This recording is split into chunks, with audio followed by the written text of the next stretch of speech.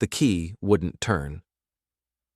I stood there on my own front porch at 11:30 on a Tuesday night, my leather briefcase in one hand and my rolling suitcase behind me, staring at the brass lockbolt like it had personally betrayed me. 3 days in Baltimore dealing with a shipping insurance nightmare, and now this. Before we dive deeper into this story, I have one small request. Please subscribe, drop a like, comment, and hit that hype button to boost this channel so more people can discover these incredible Reddit stories. I tried the key again, jiggling it, pushing harder. Nothing. The porch light cast long shadows across the weathered brownstone steps, and I could hear the distant sound of traffic from the harbor district a few blocks away. Our neighborhood had been gentrifying for years, but it still had that gritty, working-class edge that reminded you this was a port city built on sweat and steel. The intercom crackled to life before I could ring the bell. "We changed the locks. Don't bother me and Rob again." Helena's voice was ice-cold, clipped, matter-of-fact, like she was telling me the weather forecast. I stood there for a moment, letting that sink in. Rob Turner, her high school sweetheart who'd been showing up at her gallery events for the past 6 months. Rob, who posted shirtless gym selfies on Instagram and called himself an entrepreneur while living off unemployment benefits. Rob, who had apparently moved into my house while I was away on business. "Helena," I said into the intercom, keeping my voice level. "It's my house too. We need to talk about this." "There's nothing to talk about, Gavin. You're never here anyway. Always off on another business trip, always putting work first. Rob understands what I need." I could hear music in the background, laughter. My laughter should have been in there, but instead it was his. "Open the door, Helena. We can discuss this like adults." "I don't think so. Find somewhere else to stay tonight. We'll talk when you've cooled down." The intercom went silent. I stood there on my own front porch, a 42-year-old maritime lawyer who'd just been locked out of his own home by his wife and her boyfriend. The irony wasn't lost on me. I spent my days dealing with complex legal disputes involving ships, cargo, and maritime law, but I couldn't even get into my own house.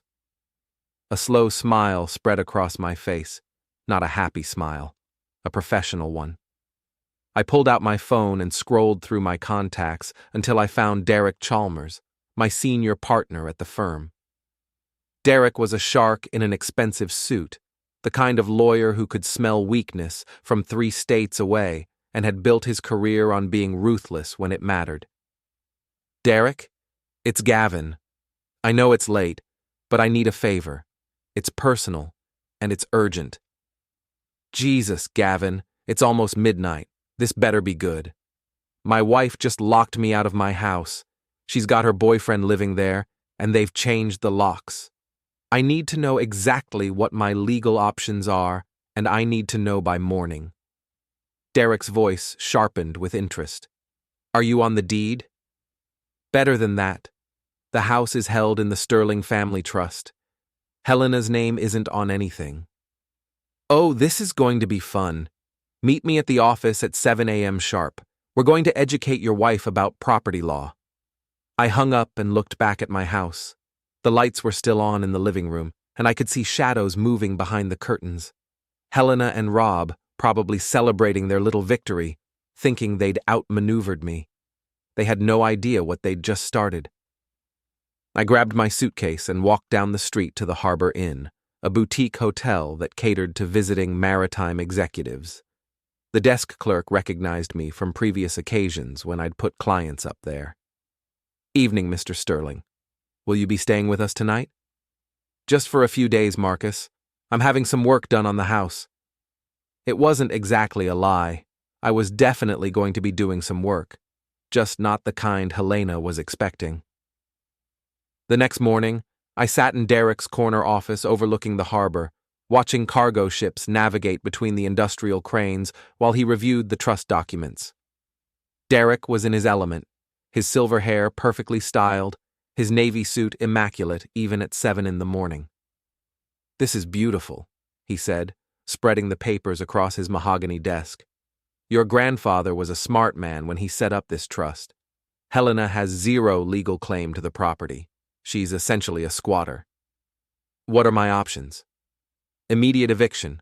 We file for unlawful detainer this morning, get an emergency hearing, and have her out by the weekend. But Gavin... Derek leaned back in his leather chair, studying me with the calculating look that made opposing lawyers nervous. Are you sure you want to go nuclear right away? Sometimes it's more satisfying to let people dig their own graves first. I thought about Helena's cold voice on the intercom, the casual cruelty of locking me out of my own home while her boyfriend made himself comfortable in my living room. What did you have in mind? Well, for starters, we could have a private investigator document exactly what they're doing in there. Theft, destruction of property, anything that might be useful later. And there's another thing. Didn't you mention that Helena's gallery has been struggling financially? She's been hemorrhaging money for 2 years. I've been covering the losses through our joint accounts and a line of credit I co-signed. Derek's smile was predatory. Joint accounts that you have every right to manage. A line of credit that you can cancel at any time. Gavin, your wife just handed you every weapon you need to destroy her. The question is, how ruthless are you willing to be? I thought about coming home from 3 days of 18-hour workdays, looking forward to a quiet evening with my wife, only to find myself locked out like a stranger. I thought about Rob Turner's smug face in Helena's Instagram posts, the captions that mocked my dedication to my career, the way Helena had been systematically humiliating me in public for months. As ruthless as necessary. That's what I like to hear. Let's start with surveillance. I know a guy who specializes in domestic situations. Very discreet, very thorough. Then we'll move on to the financial pressure points. By the time we're done, your wife is going to wish she'd never heard the name Rob Turner. I spent the rest of the morning at the office, trying to focus on a complex cargo dispute while my phone buzzed with updates from Derek's investigator. By lunch, I had a detailed report on Helena and Rob's activities. They'd been selling my watch collection, a Rolex Submariner, a vintage Omega Speedmaster, and a Patek Philippe that had belonged to my father. The investigator had photos of them at 3 different pawn shops and luxury consignment stores.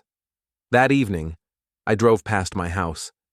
Helena's BMW was in the driveway next to Rob's beat-up Ford pickup. The living room curtains were open, and I could see them on my couch, drinking what looked like expensive wine. Probably from the bottle of Dom Perignon I'd been saving for our anniversary. My phone rang. It was Jenna, my 17-year-old daughter. Dad, Mom said you guys are having problems. She said you might not be coming home for a while. Jenna had always been closer to her mother, seduced by Helena's artistic lifestyle and her circle of gallery friends who treated a teenage girl like she was sophisticated and worldly. But hearing the confusion in my daughter's voice made something cold settle in my chest. It's complicated, sweetheart. Your mother and I need to work some things out. She said you've been having an affair, that you've been cheating on business trips. The accusation hit me like a physical blow. In 15 years of marriage, I'd never so much as looked at another woman. My business trips were exactly that. Business. Long days in conference rooms and law offices, longer nights reviewing contracts and preparing for depositions. That's not true, Jenna. I've never cheated on your mother. But she said, your mother is saying a lot of things right now that aren't true. I'm going to fix this, okay? But it might get messy for a little while. After I hung up, I sat in my rental car across from my house, watching Helena and Rob through the window. They looked comfortable, settled, like they belonged there, like I was the intruder in my own life. Derek was right. Sometimes it was more satisfying to let people dig their own graves. But sometimes, when someone tried to bury you alive, you had to dig your way out and return the favor. The surveillance photos arrived the next morning in a manila envelope marked confidential. I spread them across my hotel room desk like a detective working a case. Helena and Rob at Murphy's pawn shop on Harbor Street. Helena and Rob at Prestige Consignments downtown. Rob walking out of Goldman's fine jewelry with a satisfied smirk and an envelope that undoubtedly contained cash. My father's Patek Philippe. Gone. The investigator, a wiry ex-cop named Tony Ricci, had done thorough work. Timestamps, transaction records, even audio recordings from the shops where legally permissible. Helena and Rob had sold over $30,000 worth of my personal property in just 2 days. Stupid, I muttered, pouring coffee from the hotel room machine. They're not just squatters anymore. They're thieves. My phone buzzed with a text from Derek. Emergency hearing scheduled for tomorrow at 2 p.m. Judge Morrison. She hates property theft. This is going to be beautiful. I was getting dressed for the office when my phone rang. Helena. Gavin, we need to talk. I thought you made it clear we had nothing to discuss. Don't be childish. This situation isn't good for anyone, especially Jenna. She's confused and upset. I imagine she is. It's probably difficult to explain why her mother locked her father out of his own house. You're never here anyway. Helena's voice rose, losing the controlled tone she'd been trying to maintain. Do you know how lonely I've been? How many dinners I've eaten alone while you're off playing big shot lawyer in Baltimore or Norfolk or wherever? I work to support our family, Helena, to pay for your gallery that loses money every month, to maintain the lifestyle you seem to enjoy. Rob understands me. He listens to me. He doesn't treat me like an accessory to his career. Rob is unemployed. Rob has been living in my house, sleeping in my bed, and selling my property. Speaking of which, where's my father's watch? Silence.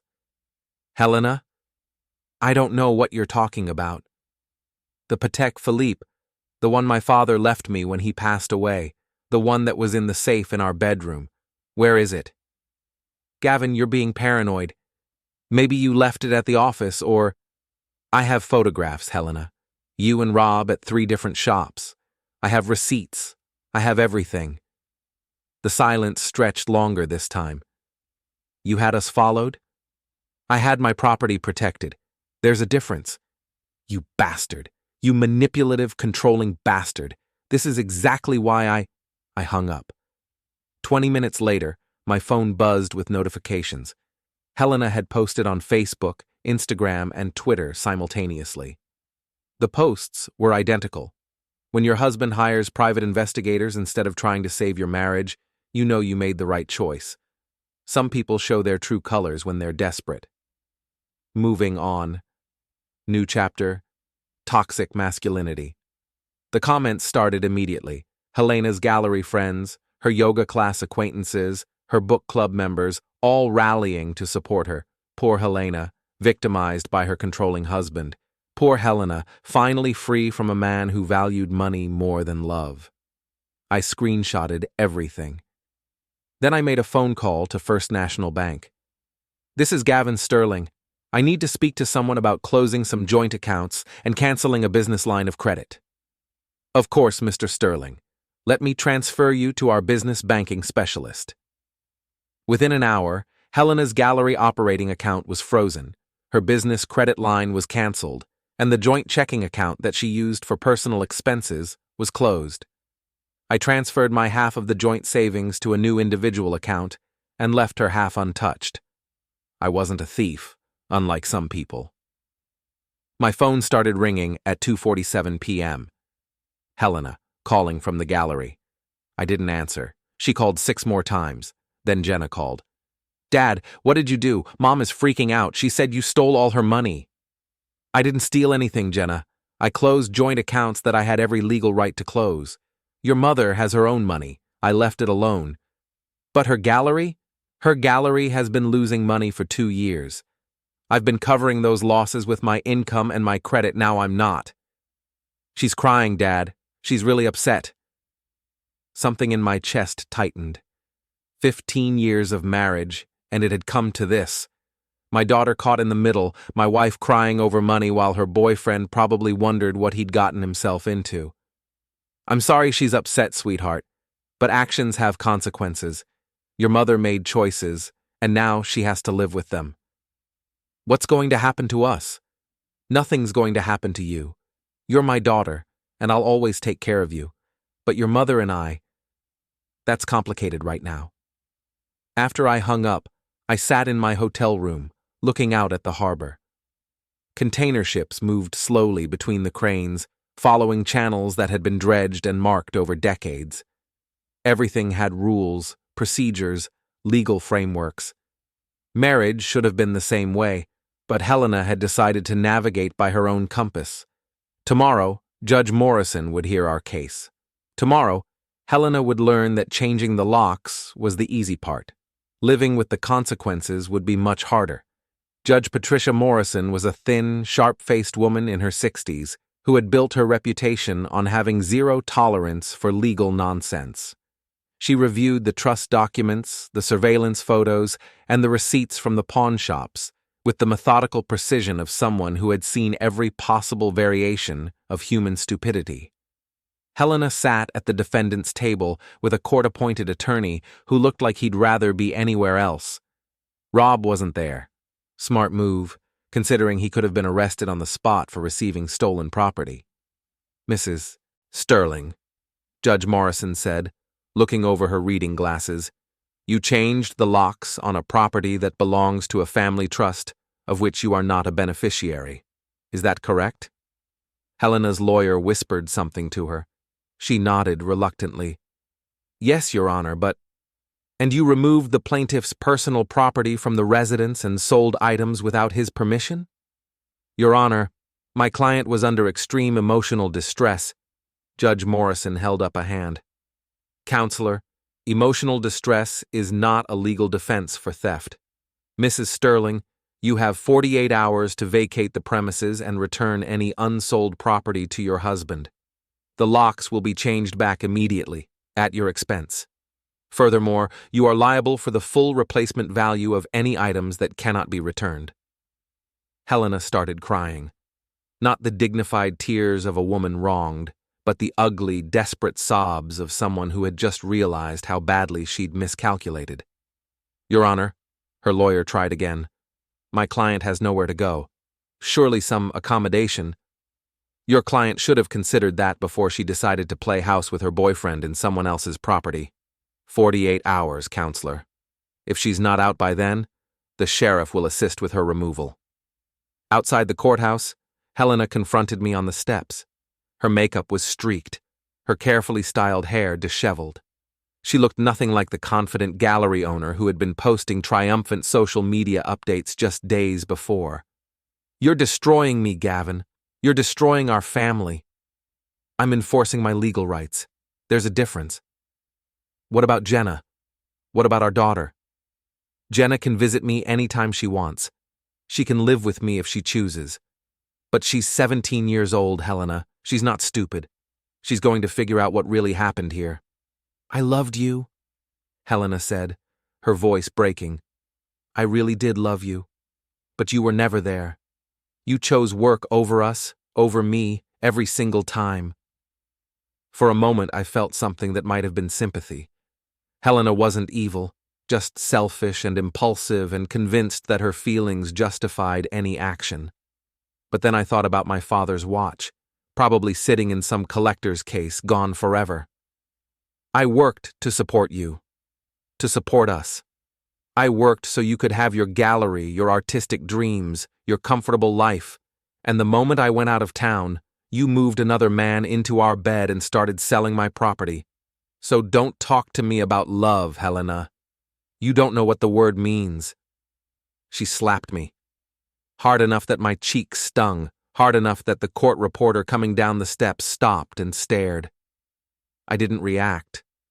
I just looked at her, this woman I'd been married to for 15 years, and felt nothing but a cold, professional satisfaction.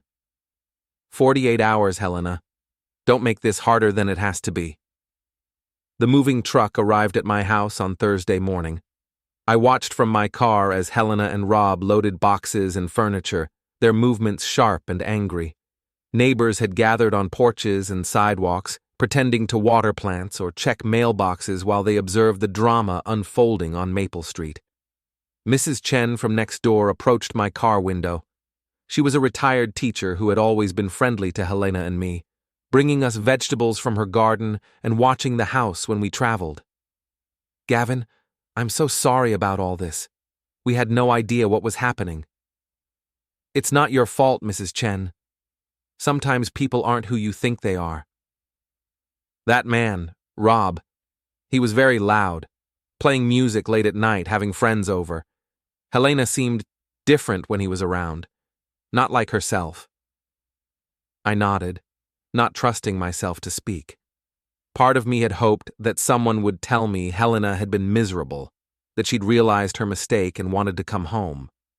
But Mrs. Chen's description sounded like a woman who had been enjoying her new life, at least until the money ran out. My phone buzzed with a text from Jenna. "Can I come stay with you this weekend? Mom's place is really small and Rob is always there."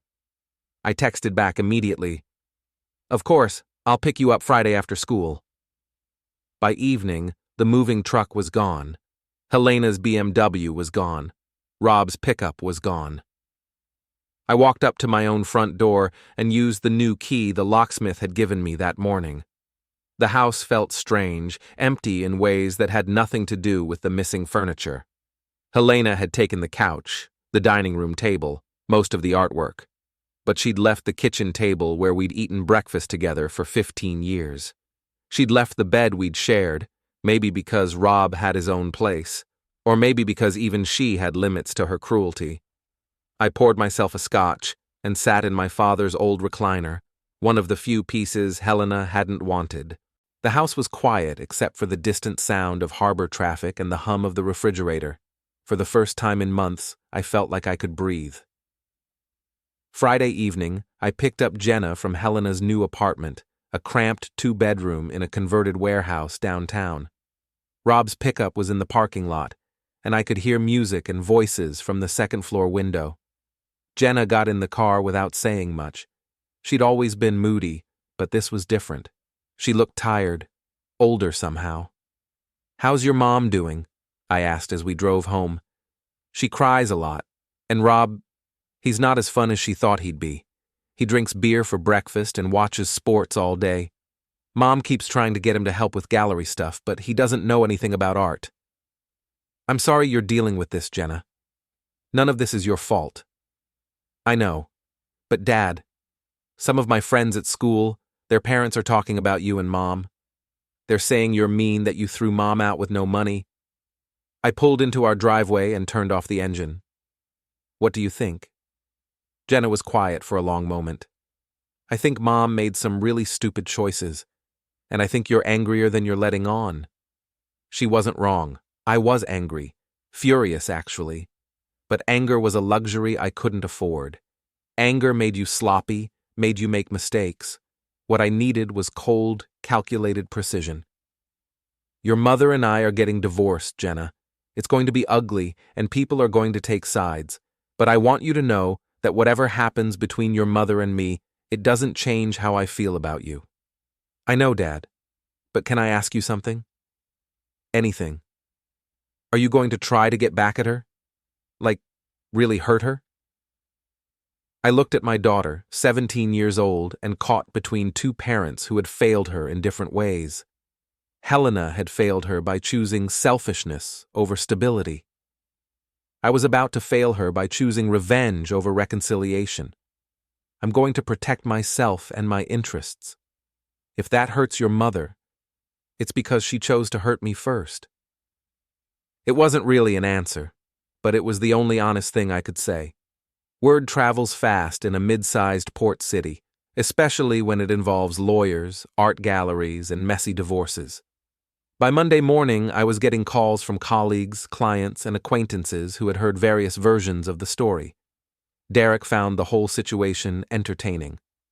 "Helena's gallery friends are circling the wagons," he told me over coffee at our usual spot near the courthouse. "They're calling you controlling, manipulative, financially abusive. The usual script. Let them talk. I have documentation for everything I did." "Oh, I know. But Gavin, you need to understand something. This isn't just about the legal case anymore. This is about your reputation, your business relationships, your social standing. Helena may not be smart about property law, but she's very smart about public relations. He was right. Helena had always been good at managing narratives, at positioning herself as the victim or the hero depending on what the situation required. It was part of what had made her successful in the art world, where perception often mattered more than reality. That afternoon, I got a call from Tom Bradley, a shipping executive who had been both a client and a friend for over a decade. His voice was strained, uncomfortable. "Gavin, I need to talk to you about something.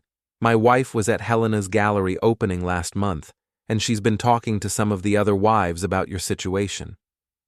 "What kind of talking?" "The kind where they're wondering if you're the type of man who would use his legal knowledge to bully his wife. The kind where they're asking their husbands if they really want to do business with someone who would leave his wife homeless." I felt something cold settle in my stomach. "Tom, you've known me for 10 years. Do you really think I would—" "I don't think anything, Gavin. I know you're a good man who got screwed over by his wife. But my wife doesn't know you that well, and neither do the other wives. And in this business, wives talk to wives, and wives influence husbands."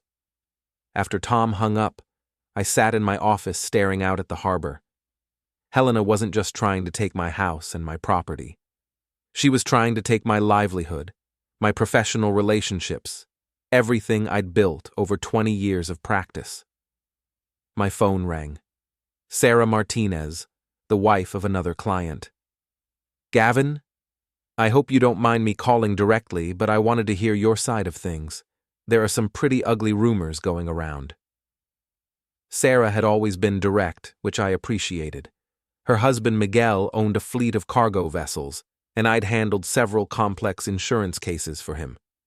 "What kind of rumors, Sarah?" "That you hired private investigators to stalk Helena. That you cut off all her money without warning. That you had her thrown out of her own home with nothing but the clothes on her back." "Sarah, Helena changed the locks on my house while I was away on business. She moved her boyfriend in and started selling my personal property. I have photographs, receipts, everything. I used legal means to reclaim my own property.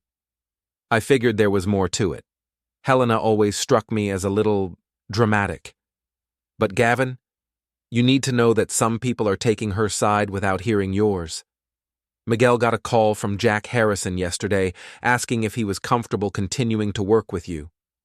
Jack Harrison was the president of the Maritime Trade Association, a pompous ass who had never liked me but had been forced to work with me because I was good at my job. What did Miguel tell him? He told him to mind his own business. But Gavin, if this keeps spreading, it could really hurt you. You might want to consider some kind of public response.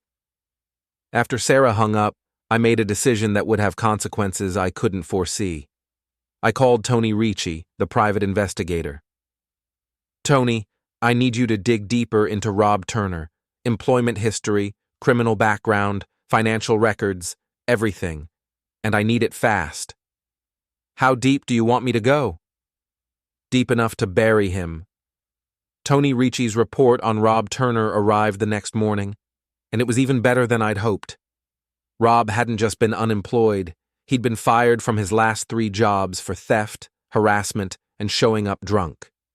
He'd been arrested twice for bar fights, once for domestic violence against a previous girlfriend, and he owed over $40,000 in back child support to 2 different women.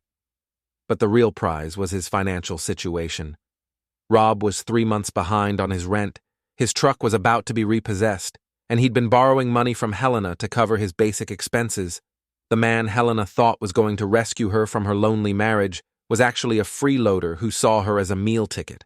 I made copies of everything and had Derek review the file. "This is nuclear-grade ammunition," Derek said, flipping through the pages. "But Gavin, you need to be careful how you use it. If you come across as vindictive or obsessive, it could backfire. What do you suggest?" "Let Helena discover it herself. Give her enough rope to hang herself with. Then step back and watch." That evening, I had dinner with Jenna at our favorite Italian restaurant downtown. She seemed more relaxed away from her mother's cramped apartment, more like the teenager she was supposed to be instead of the referee she'd been forced to become. "Dad, can I ask you something about Rob?" "Sure." "Mom keeps talking about how he's going to help her rebuild the gallery, maybe become a business partner. But he doesn't seem like, he doesn't know anything about art, and he's always asking Mom for money for stuff." "What kind of stuff?" "Like his truck payment or his rent, or just random things. And he gets really angry when she says no. Not violent or anything, but loud. The neighbors have complained twice." I felt a familiar surge of protective anger. Whatever Helena had done to me, she didn't deserve to be yelled at by a freeloader boyfriend who was using her for money. "Has he ever made you uncomfortable, Jenna? Ever said or done anything inappropriate?" "Not really. He mostly ignores me. But Dad, I think Mom is starting to figure out that he's not what she thought he was. She's been asking me a lot of questions about you lately." "What kind of questions?" "Like, whether you were really working when you traveled, or if I thought you might have been seeing someone else. And she keeps talking about the house, about how maybe you guys could work something out." I paid the check and we walked back to the car. The harbor was busy with evening traffic, tugboats guiding cargo ships to their berths, while smaller vessels navigated between the commercial channels. "Jenna, I want you to understand something. Your mother and I are getting divorced. There's not going to be a reconciliation, no matter what she might be hoping for. Too much has happened." "Because she cheated?" "Because she chose to handle our problems by betraying me instead of talking to me. Because she stole from me. Because she tried to destroy my reputation when I fought back. Trust isn't something you can just rebuild after it's been completely shattered." Jenna was quiet for the rest of the drive home. That night, she called Helena to check in, and I could hear raised voices through her bedroom door. Not Jenna and Helena. Helena and Rob arguing about something in the background. The next morning, my phone rang at 6 a.m. Helena sobbing. "Gavin, I need help. Rob, he hit me. He was drunk, and we were fighting about money, and he hit me." Every protective instinct I'd developed over 15 years of marriage kicked in, even though those instincts no longer made sense. "Where are you now?" "I'm at the hospital. It's just a bruise, nothing serious, but the nurse said I should file a police report." "Do it. File the report, get a restraining order, whatever you need to do. And Helena, don't go back to that apartment. Not alone. I don't have anywhere else to go. I can't afford a hotel, and my mother lives 3 hours away." I closed my eyes, knowing I was about to make a decision that Derek would call strategically stupid. "You can stay in the guest room at the house, just until you figure out something more permanent." "Gavin." "Thank you. I know I don't deserve—" "You don't. But you're still Jenna's mother, and you don't deserve to be hit by some freeloader who's been using you for money." "How did you know he was using me for money?" I could have told her about the background check, the financial records, the criminal history. Instead, I said, "Because men like Rob Turner are always using someone for money. You were just too lonely to see it." Helena moved back into the guest room that afternoon, carrying 2 suitcases and a black eye that makeup couldn't quite conceal. She looked smaller somehow, diminished by the realization that her grand romantic gesture had turned into a nightmare of unpaid bills and domestic violence. Jenna was relieved to have both parents under the same roof again, even though I made it clear this was temporary. Helena would stay until she could find her own place and get back on her feet. Nothing more. "The rules are simple," I told Helena as she unpacked in the guest room. "No overnight visitors, no parties, no drama. You're here because you're Jenna's mother and because no woman deserves to be hit by her boyfriend. But we're not reconciling, Helena. We're not working things out. This is just a safe place for you to land while you figure out your next move." "I understand. And Gavin, I'm sorry about everything. I know I handled things badly." "You handled things catastrophically, but we don't need to rehash it all right now. Just focus on getting your life back together." That evening, the 3 of us had dinner together for the first time in months. It was awkward, stilted, full of careful conversation about neutral topics.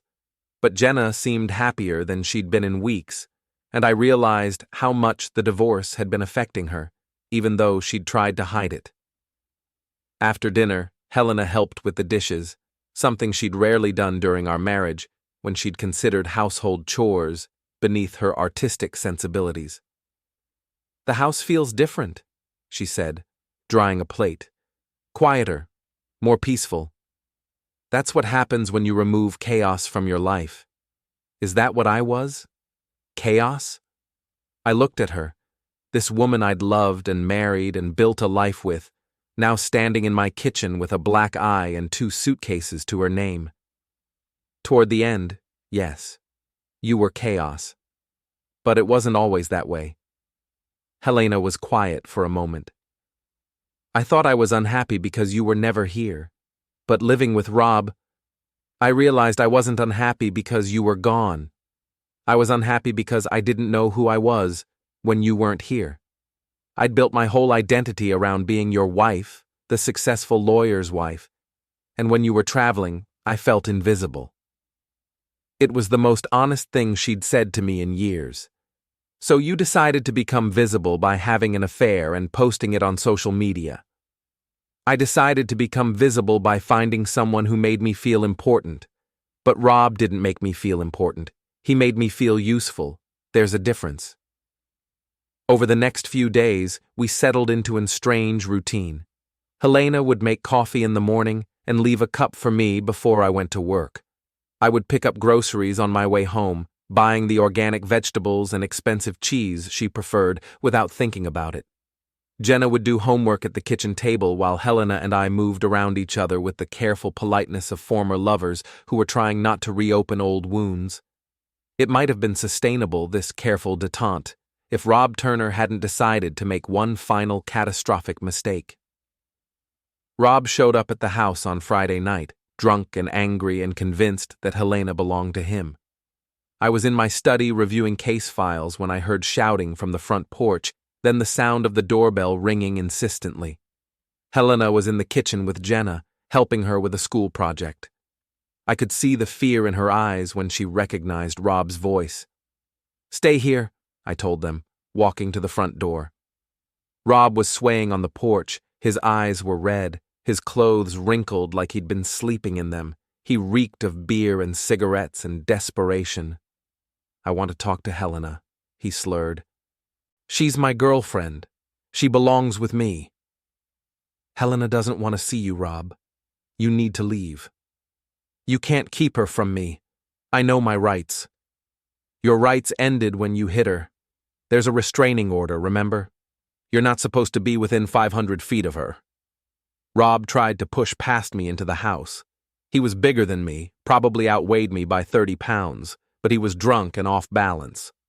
I grabbed his arm and redirected his momentum, sending him stumbling off the porch into the front yard. "Helena!" he shouted. "Helena, come out here. We need to talk." Lights were coming on in neighboring houses. Mrs. Chen's porch light, the Johnsons' upstairs bedroom, the college students next door who were probably recording everything on their phones. "Rob, you need to leave now or I'm calling the police." "Call them! I don't care! Helena loves me! She chose me over you!" I pulled out my phone and dialed 911, speaking clearly so Rob could hear every word. "This is Gavin Sterling at 247 Maple Street. I have an intoxicated man on my property who's violating a restraining order and threatening my family." That's when Rob made his final mistake. He pulled a knife. It wasn't a big knife, just a folding blade he probably used for work, but it was enough to transform the situation from a domestic disturbance into something much more serious. I heard Helena scream from inside the house, heard Jenna crying. "Put the knife down, Rob." "Not until I talk to Helena, not until she tells me herself that she doesn't want to be with me." "That's not going to happen. You hit her, remember? You gave her a black eye and sent her to the hospital. Whatever you had with her is over." Rob's face twisted with rage and self-pity. "She was using me. She was just using me to get back at you, but I loved her. I really loved her. You loved her money. You loved her house. You loved having someone take care of you while you drank beer and felt sorry for yourself. The knife wavered in his hand. That's not true. It's completely true. You owe $40,000 in back child support, Rob. You've been fired from every job you've had for the past 3 years. You were 3 months behind on your rent when you moved in with Helena. You saw a lonely woman with money and you used her. Shut up. The only reason you're here now is because you need someone to pay your bills. But Helena doesn't have any money anymore, Rob. Her gallery is bankrupt. Her credit cards are maxed out. She's living in my guest room because she can't afford her own place. You picked the wrong meal ticket. Rob lunged at me with the knife, but he was drunk and clumsy and telegraphed the move from 10 feet away.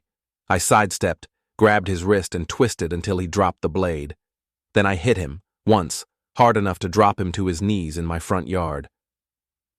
The police arrived 2 minutes later to find Rob Turner unconscious in my front yard, with a knife beside him and 3 neighbors willing to testify that he'd threatened me with it. They arrested him for violating the restraining order, assault with a dangerous weapon, and public intoxication. As they loaded him into the patrol car, Rob looked at me with pure hatred. "This isn't over," he said. "Yes, it is," I replied. "It's completely over." The story of Rob Turner's arrest spread through the city's social networks faster than I would have thought possible. By Monday morning, everyone who had been whispering about my controlling behavior toward Helena had heard about the drunk boyfriend with a knife who'd violated a restraining order to threaten his ex-girlfriend and her family. The narrative shifted overnight. Helena wasn't the victim of a vindictive husband anymore. She was the victim of her own poor judgment. A woman who had thrown away a stable marriage for a man who turned out to be violent and unstable. Tom Bradley called to apologize. So did Sarah Martinez. Even Jack Harrison from the Maritime Trade Association sent a grudging email acknowledging that he might have been hasty in his assessment of the situation. Helena's gallery friends stopped posting supportive messages on social media. Her book club stopped inviting her to events.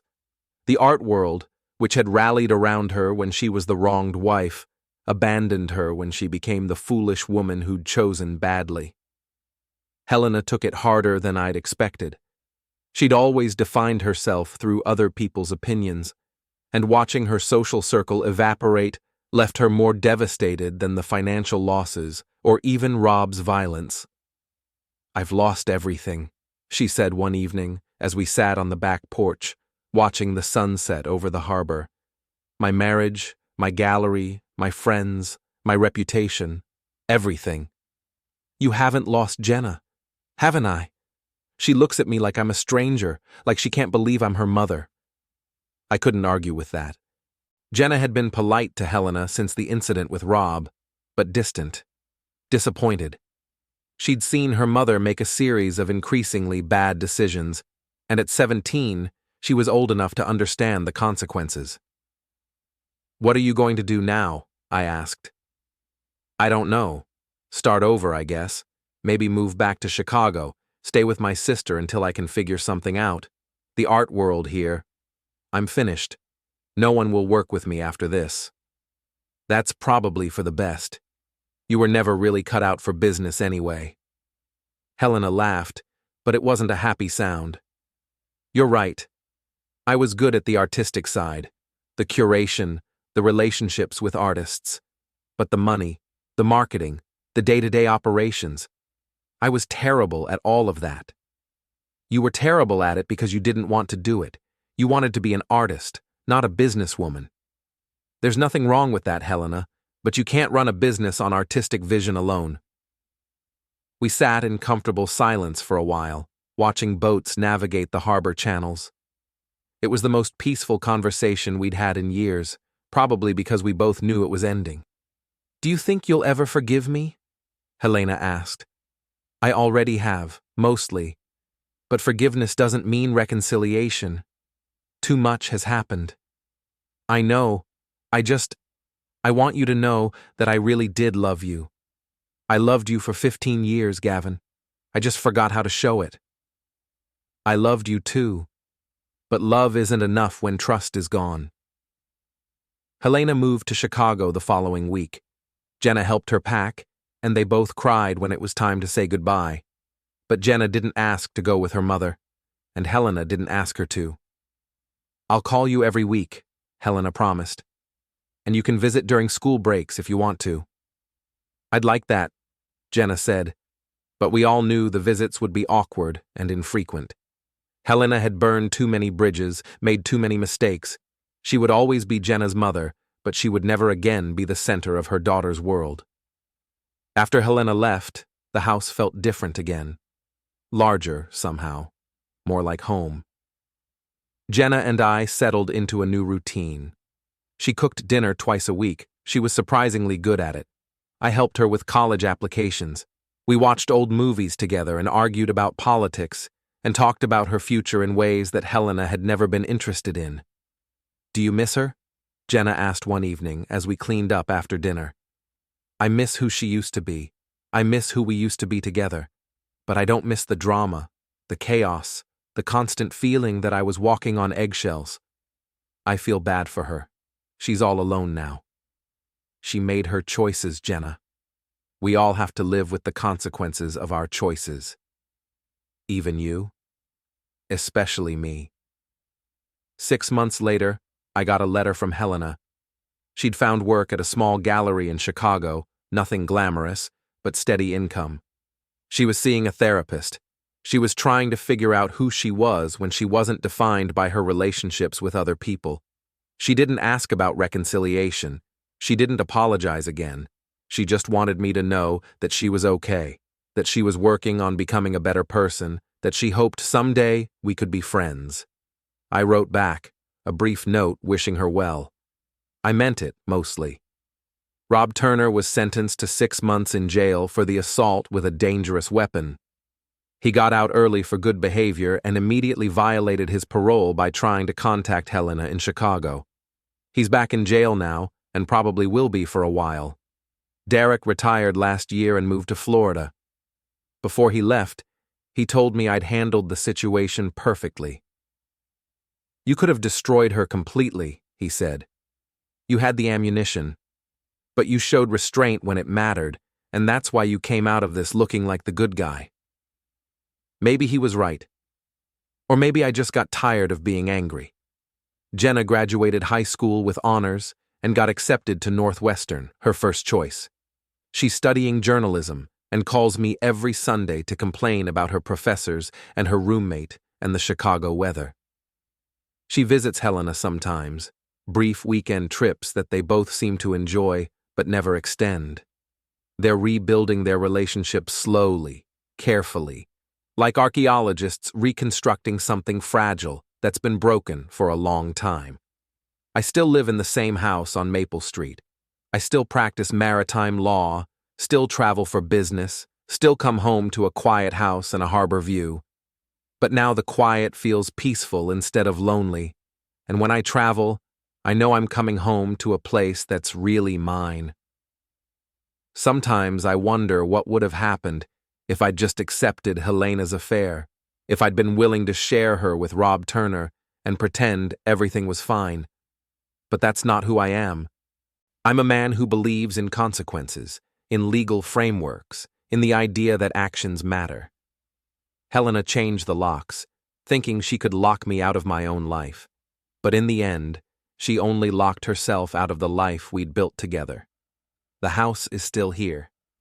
I'm still here.